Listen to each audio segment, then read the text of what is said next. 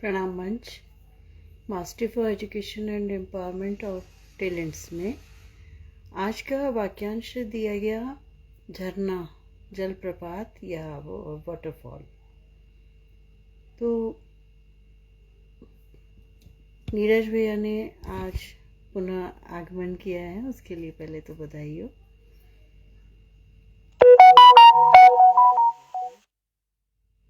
तो झरना वह एक खूबसूरत सा एहसास है, मैं कहूँगी यह प्रकृति का ऐसा एक वरदान है जो कि ऊपर से पानी गिरता है और बूंद बूंद पानी जो होता है, इतनी बूंदें होती हैं उस पानी की कि वो बिखर जाती है, बिखर के वो झरने का रूप ले लेती है। बरसात के समय में बहुत झरने फूट जाते हैं, पहाड़ों से जगह जगह से झरने फूटते हैं, जगह जगह से पानी बहता है और वो झरनों की शक्ल में बहता है।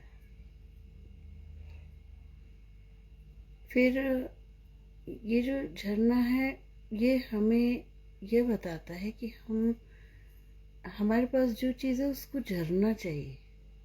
अब मैं शाब्दिक अर्थ पे भी आ जाती हूँ, झरना चाहिए।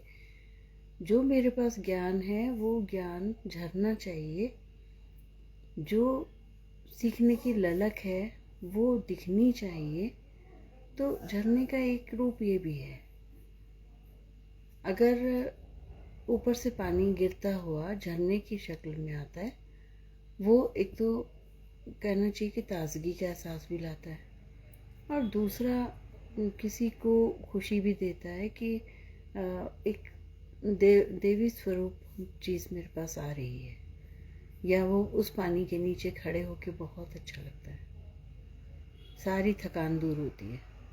तो एक ऐसा एहसास होता है, ताजगी का एहसास, एक कूलिंग वाला, कि जिससे या मैं कहूँ कि तनाव से रहित, तनाव से मुक्ति मिलने का एहसास होता है। तो झरना वह है।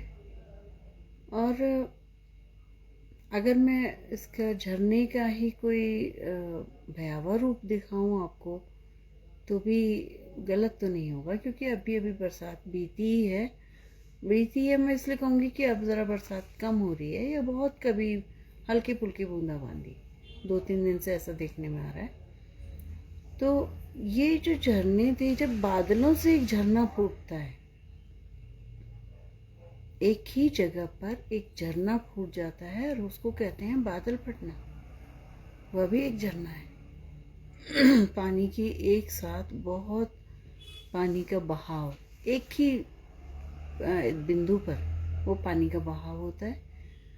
वो जो है वो भयावह रूप इसलिए कह रही हूँ कि उसके इतना प्रेशर होता है उस पानी में कि वो अपने साथ साथ बहुत नुकसान कर देता है।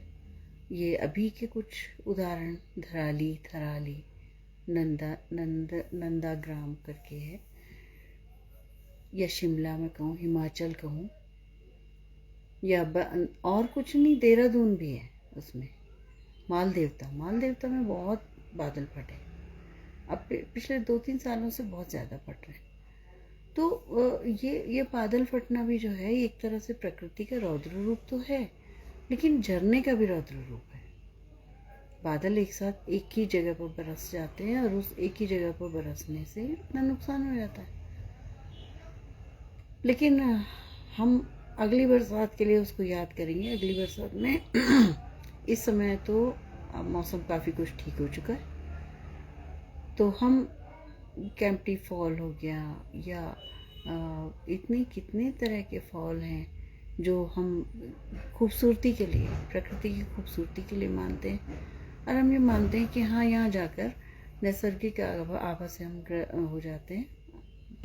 पूरे में नैसर्गिक आभा होती है और झरने की जो खूबसूरती है, पानी की जो बूंदों की खूबसूरती है, वो पानी की नाचती हुई बूंदें दिखती हैं।